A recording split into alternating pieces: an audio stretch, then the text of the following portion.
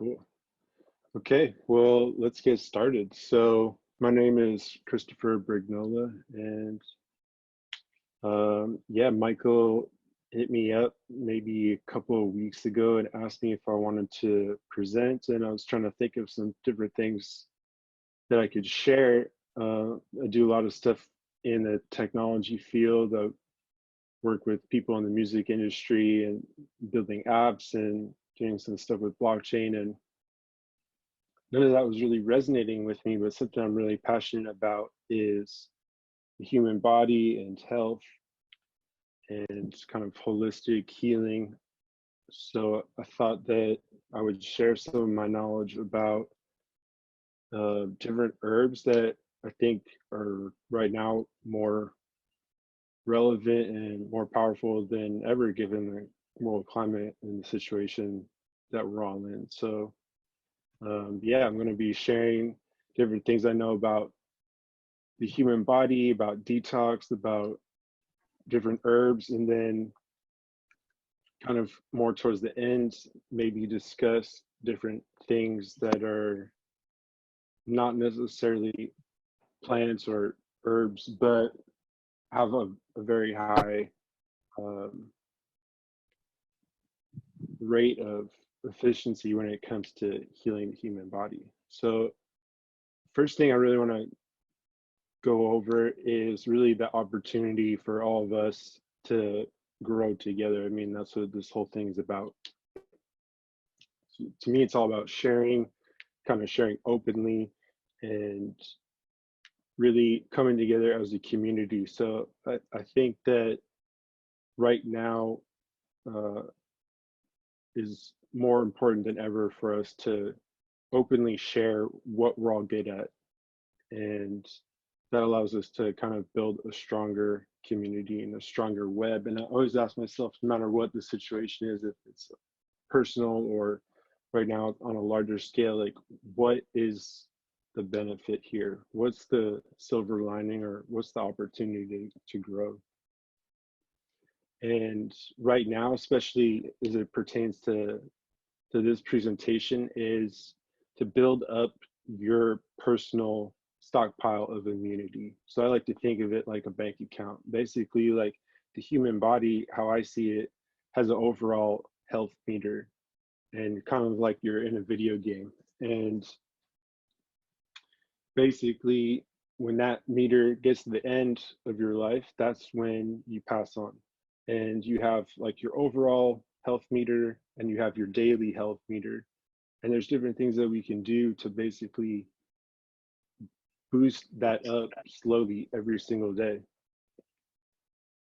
And I think right now is one of those opportunities where we can take a look at ourselves and see what are the different things we can do. How can we look to nature for its answers and solutions? And I believe personally that for every disease or every ailment or illness, there is an answer somewhere in nature. It's just a matter of resonating with that, and it's just a matter of educating ourselves to get to that state. Now, overall, like as a disclaimer, I'm not a doctor. I haven't been trained in any specific modality of health or healing, but have had an incredible personal journey, which I'll briefly share with you guys, that brought me into this world, and probably been the better part of maybe, I would say 12 or 13 years of just studying holistic healing.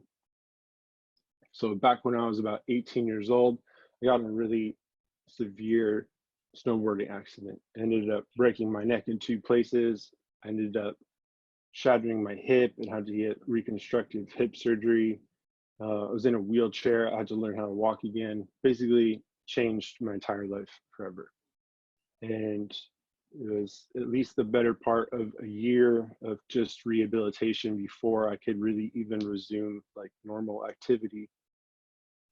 And then I would say another 5 or 6 years of really devoting myself to getting back to 100%, eliminating chronic pain, reversing any damage that I did to my body, releasing trauma, like emotional, physical, spiritual, all these different ways of healing. And that blessing that came out of that was an incredible journey of learning about the human body and learning about plants and our synergy and how we work together. And I've learned some incredible things. And this presentation is really a summation of all of that stuff. So right when all this news came out, I said I was going to start writing a book called Antiviral Herbs, which is going to be probably like a 30-page ebook or so. I'll make sure that I can link you guys to all of that, and all the information that I'm going to present here as well. But this is something that I've been working on for years before any of this kind of stuff happened. So I realized, wow, I have like an opportunity here to really share this information and also kind of put a voice to all these different things that I learned.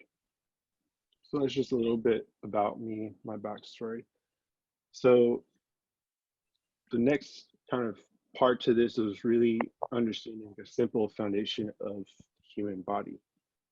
So this is my perspective and how I've seen it and how I've used these platforms and perspectives to help heal myself and reverse all sorts of things, from like bone damage to viral diseases to chronic pain and inflammation. And it's a basic understanding that we're not solid. We're a slow moving liquid.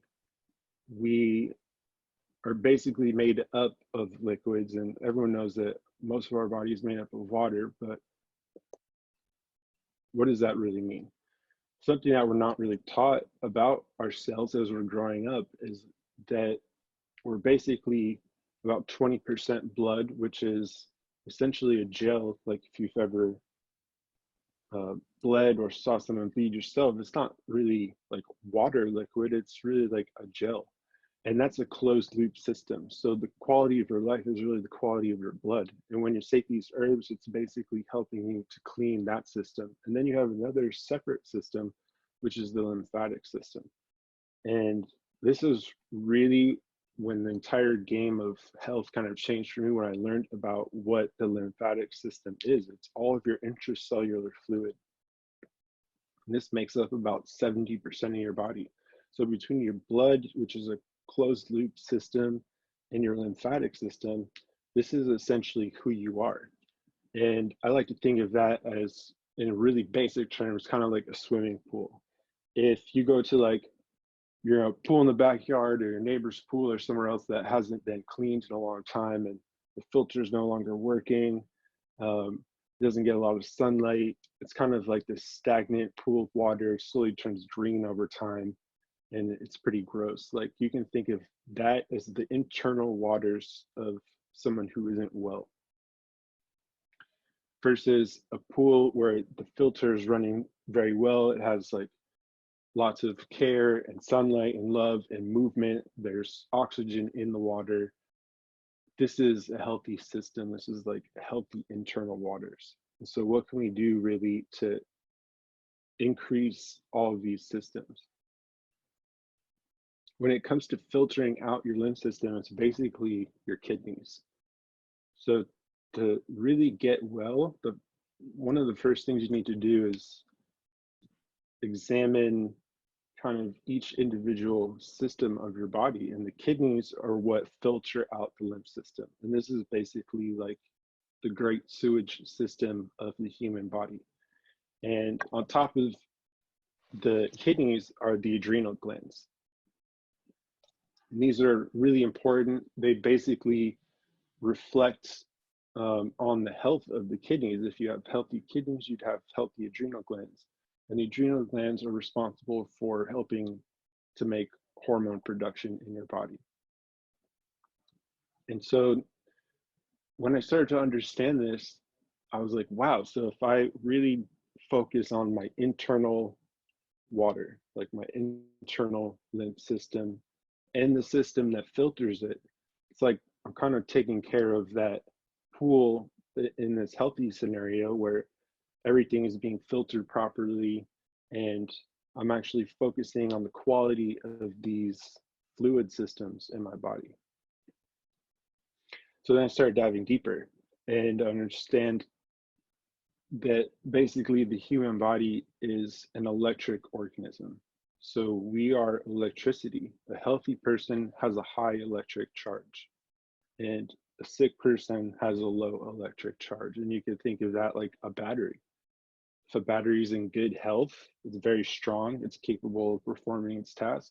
If a battery is low and it's close to dying, that device or that remote or your phone or whatever it is doesn't work quite as well. I like to think of like, if my iPhone is on 1%, it starts to glitch, it's moving really slow, it's not working like as it should, and essentially it stops working after it loses charge. The beautiful thing is though that it can get recharged, right? And so again, back to that kind of like health meter, you could think of yourself. There's ways to actually charge yourself, but it all comes down to essentially what you eat and how you move your body. So I like to focus on eating electric foods, drinking electric water, allowing myself to have the proper electric flow with posture. So you think of like a bent hose, it's not going to have a proper flow of water versus one that isn't tangled and it has a high flow.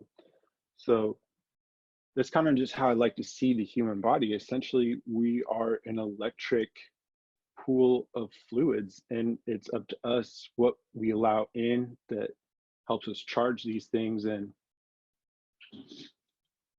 consequently, when we're sick or not feeling well, there's either some kind of bacterial or viral or pathogen load in the body that essentially is zapping us of energy. It's stealing our electricity, or we're either having to feed it. For instance, if you've ever experienced candida or read about or anything like that, it's basically an overgrowth of bacteria, and that bacteria feeds on simple sugars.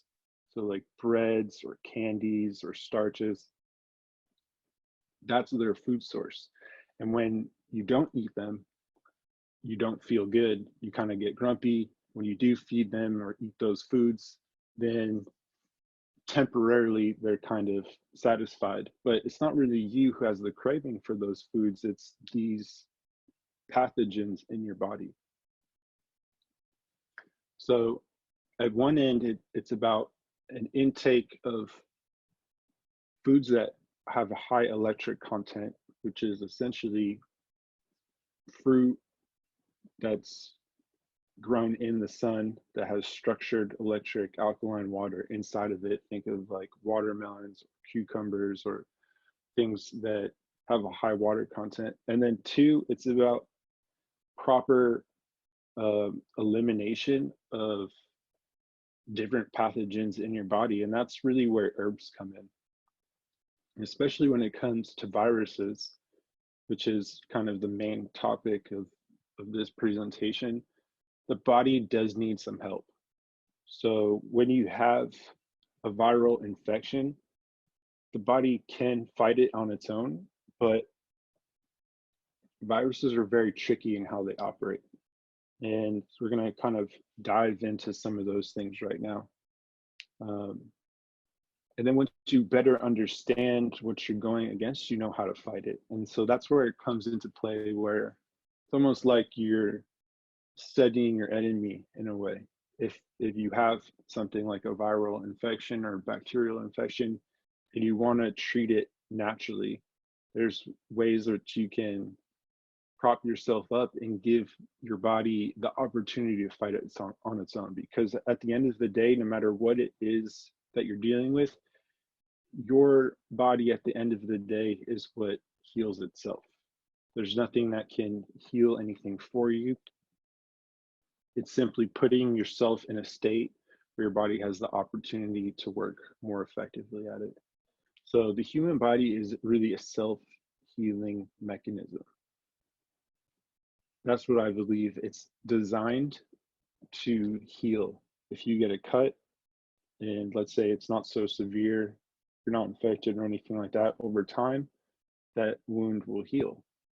And I believe the same thing goes for any system in the human body, even things that maybe are really difficult to believe, I think are possible if we've given ourselves the right opportunities and systems to do so. Like how we live in the modern age, that might be difficult, but there are, um, I think that the human body is designed in such a way where it can self-heal from almost anything.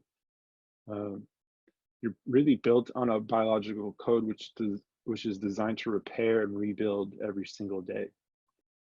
You may have seen things like um, every 30 days your intestinal lining is completely new. Like every 10 years, your entire bone structure is completely rebuilt. So the body is constantly self-generating, and it ultimately is a summation of what you give it. So that's really one of the most important things when it comes to healing. If you simply give your body the right ingredients, it will do its job in an incredible way. And sometimes that may take time.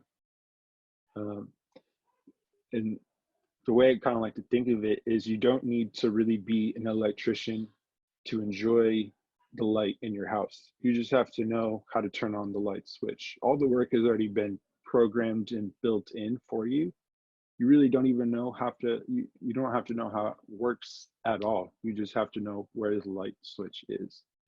And that's really how I see it, is like just knowing which plants or which protocols or which mindsets are that light switch when it comes to healing.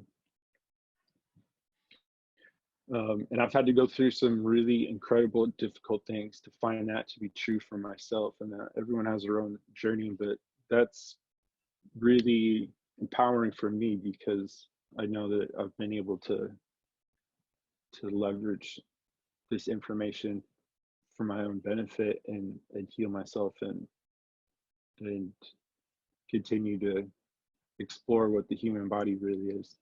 So ultimately, it comes into trusting yourself and believing in yourself that you really do have the universe inside of you and you do have the answers. And it's important to always seek out professional advice and Western medicine and anything that um, gives you that sense of confidence of the situation you're at. But I've always trusted myself. I've always believed that the earth is abundant, the tools and the knowledge is abundant, that plants, medicines, and food can accelerate my healing, and it really comes down to mindset and what you believe. And I think that's very powerful. So above all else, like really just trust your inner knowledge and your inner wisdom because it's built into you. So how to kill a virus? Moving on into this stuff. What's really cool about this is I didn't know this for the longest time, but a virus isn't alive in the traditional sense. So you can't kill a virus.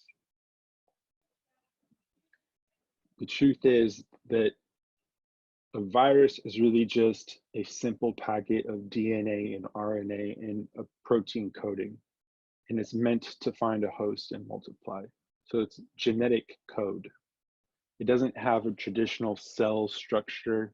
It doesn't have uh, like mitochondria or a respiratory system like the cells in your body do.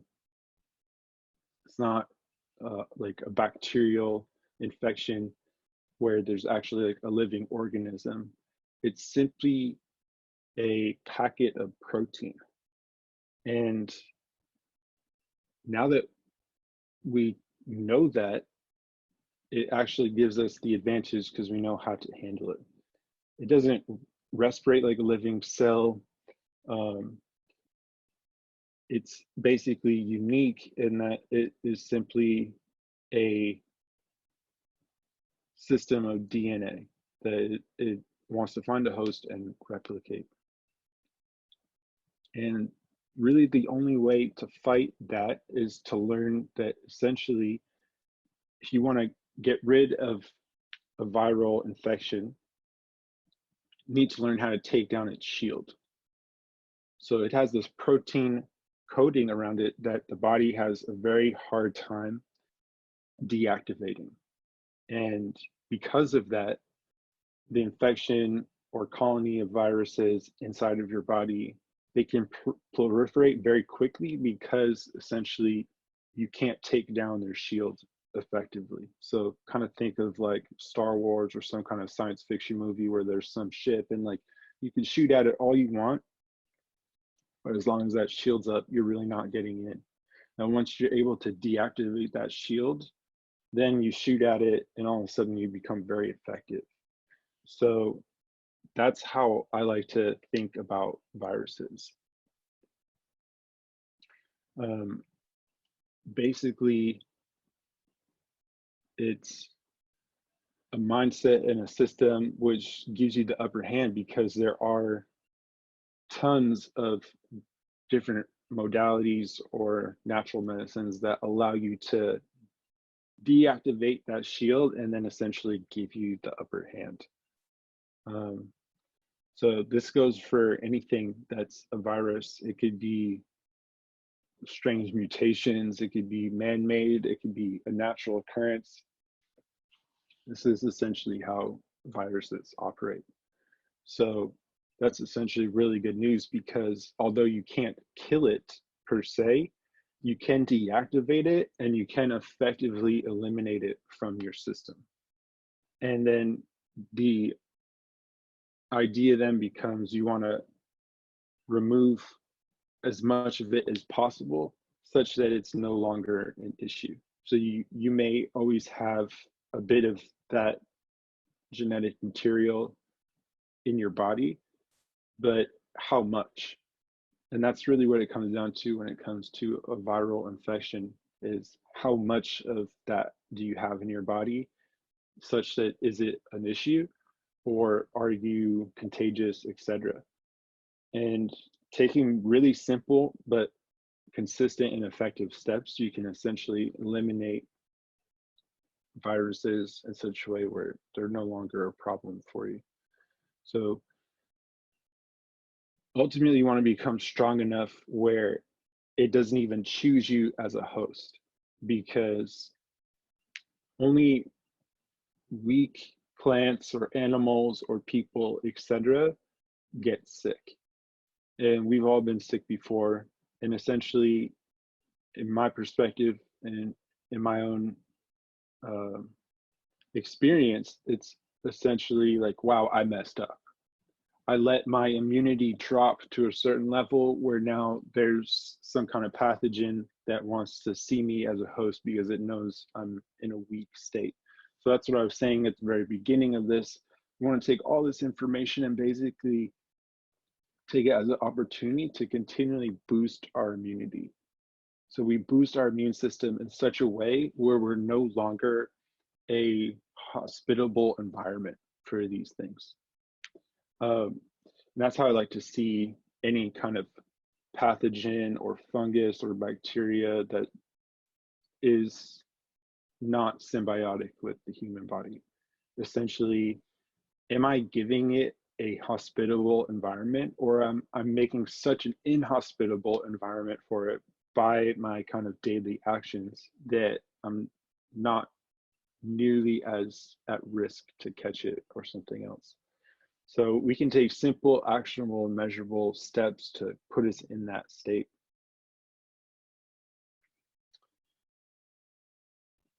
So before we get into the actual different herbs and protocols and things that I've used to deal with viruses, there's one really important step that I think many times gets overlooked when it comes to detoxification, and that's essentially what it is that we're talking about.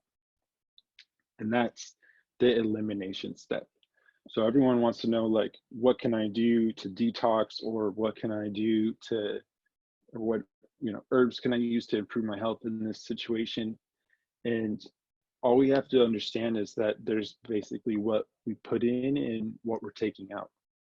And a really important system, like we talked about in the beginning, is your kidneys and how they're filtering. And the other system that deals with waste is your digestive system. And so we need to be supporting both of these different systems in their elimination protocol. And that's ultimately what's going to allow us to reduce any of these pathogens in our body and then eliminate them. So I like to think of it as kind of like, imagine you had like a big party at your house. You wake up the next day and there's trash, everywhere. If you didn't clean up when it was during the party, there's cans of, drinks, there's food out everywhere, etc. Now, to be effective, you collect everything, you put it in a garbage bag, and then you take it out. And then essentially that's the easiest way to clean. If you didn't have a garbage bag, it would make it very difficult. You'd be like picking things up one by one. Or let's say you had a garbage bag and it broke while you were carrying it out, and now there's liquid and food and stuff is dripping all over the floor, and it's even worse than when you started. So this is how I like to think of detoxification, is the garbage in our body, we want to collect it. We want to put it in such a container, like this garbage bag metaphor, that allows us to take it out safely. And doing so doesn't make even more of a mess in the process. And that again comes down to like very simple things. So when we detox, we have to come up with some kind of actionable plan that will allow us to carry out the unwanted toxins from the body. And basically, this is something that I don't see talked about a lot, because at the end of the day, you could kill something or reduce, some kind of pathogen or infection. But if it isn't actually taken out of the body, then you could be doing yourself more harm. And something like that is called Herxheimer's reaction.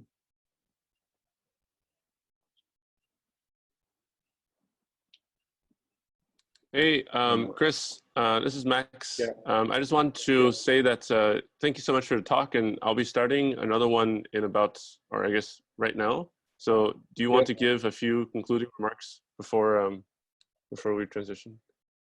Yeah, sure. Yeah. Let me get back to my screen real quick.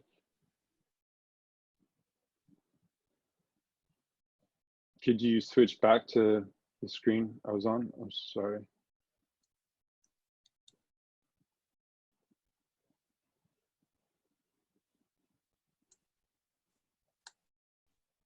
Awesome. So yeah, looks like we'll have to move on, but basically everything that I'm talking about here, I'll be releasing in an ebook in hopefully a matter of days, so you'll be able to read and review and see everything that's presented. I'm going to go through two of my favorite things to support the body in terms of viruses. The first one is 100% undiluted oregano oil, which comes from a specific part of Greece. There's lots of different oregano oils that you could find out there, but specifically oregano that comes from Greece that hasn't been diluted isn't another type of carrier oil. This is one of the most powerful herbs that we have that basically erodes that protein shield around viruses and allows your body to attack them naturally. And incongruent with that, olive leaf extract is another very powerful substance that allows your body to eliminate that protein coating. Two of these things together is an incredibly powerful system that allows you to eliminate almost any virus from the body. And when it comes to actually detoxing them out, eating things like edible sacred clay, charcoal, psyllium husk, diatomaceous earth, zeolites, chlorella, all of those things are carriers that bring these things out of the body. So essentially, between olive leaf extract, oregano oil, and clay, and dedication, you can eliminate almost any virus from the body and never have to worry about it again. Doesn't matter what the virus is or what level of infection you have, it is possible. So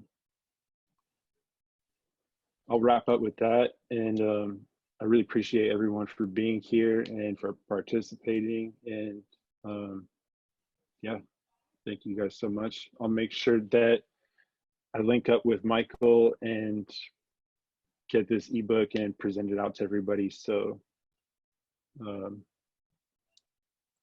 yeah, I'll pass it on to Max now. Thank you.